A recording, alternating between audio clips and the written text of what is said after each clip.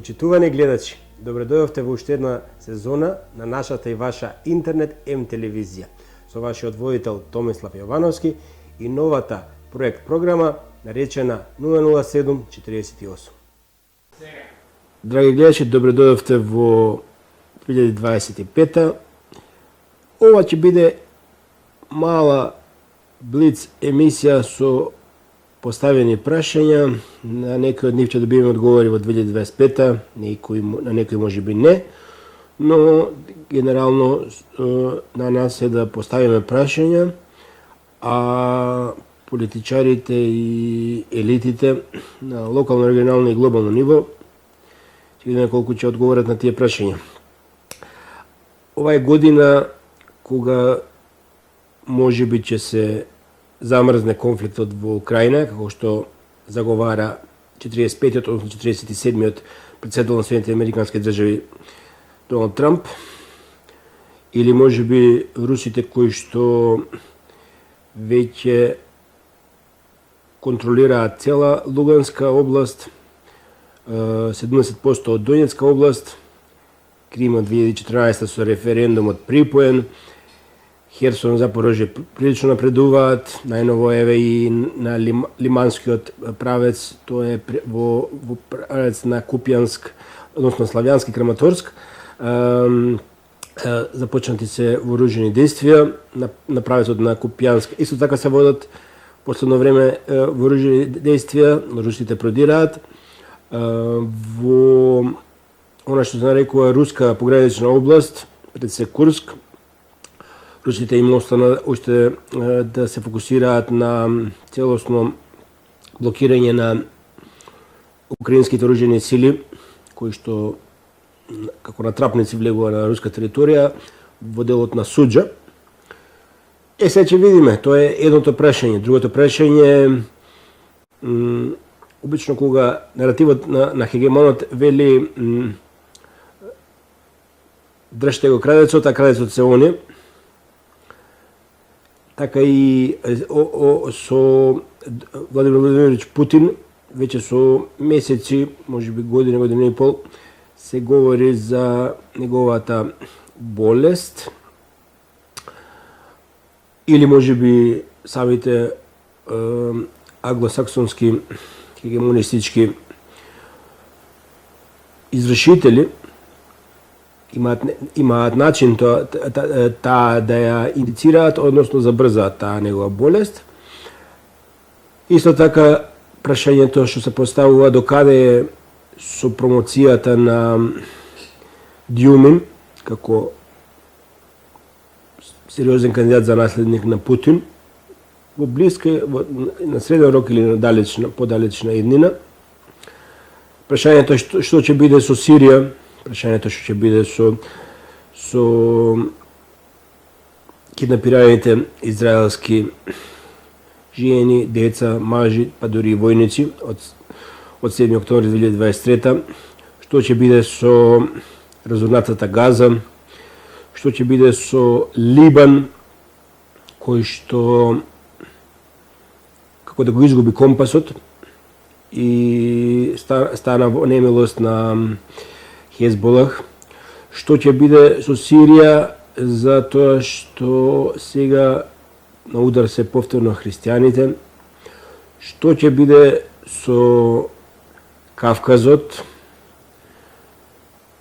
гледаме Грузија добро, по кој знае кој пат обидот за грузиски Мајдан не им успеа, што ќе биде со обидот за шарена револуција во соседна Србија, што ќе биде со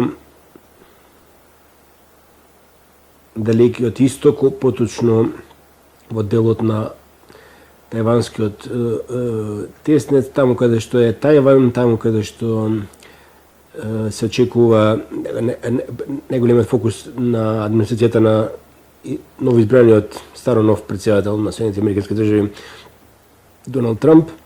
Што ќе биде со Балканот? Има тука невралгични точки, како во Босна и Херцеговина, во делот Сарајево версус Бања Лука, што ќе биде односите меѓу Белград и Приштина, што ќе биде, како сакате, и во Македонија со она што се нарекува нејзин евроинтегративен пат. Иако Македонија реално припаѓа географски во Европа, имаме такво искуство како што ги имаме со нашите мили и драги соседи и тоа е тоа.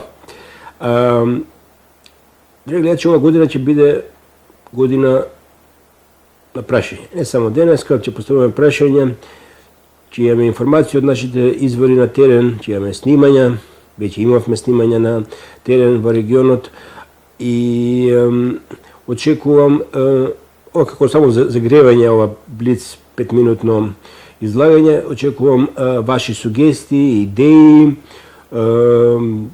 отворени сме за гостувања во натрешноста на Македонија, во регионот, во главниот град, престолнината.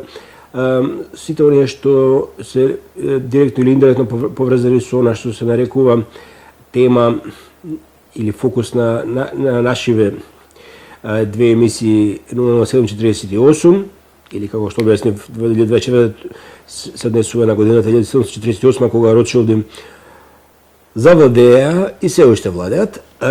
И втората емисија е геополитичка призма, каде што фокусот е повеќе на гостите, но ќе гледаме да имаме гости и интересни содржини во двете емисии.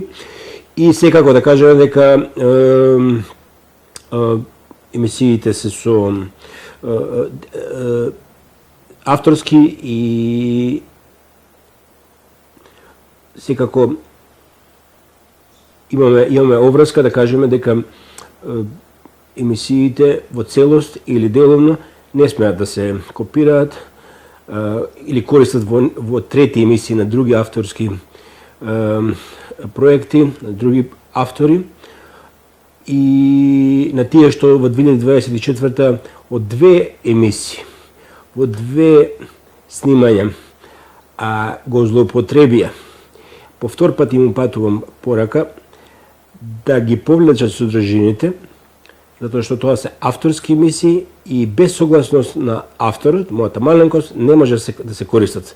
Значи поминат денови, недели, месеци, може би и години, на суд ќе завршите.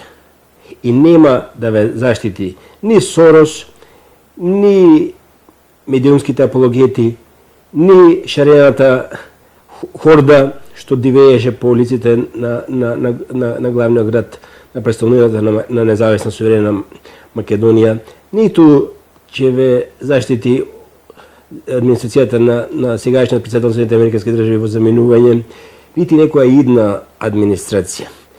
Ќе се видиме на суд доколку не ги повлечете спорните делови, односно украдените делови од две емисии со едно гостување и една анализа. Анализата се однесуваше за Сирија и видете, драги гледачи, се подсмева дали била бајата или свежа информацијата кога споменавме дека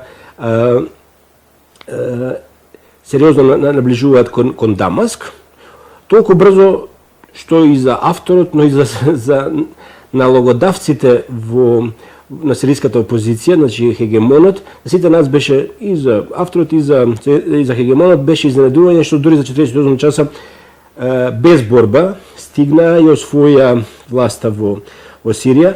Со тоа дечките, нема да им кажам емисијата, нема да ги рекламирам, дечките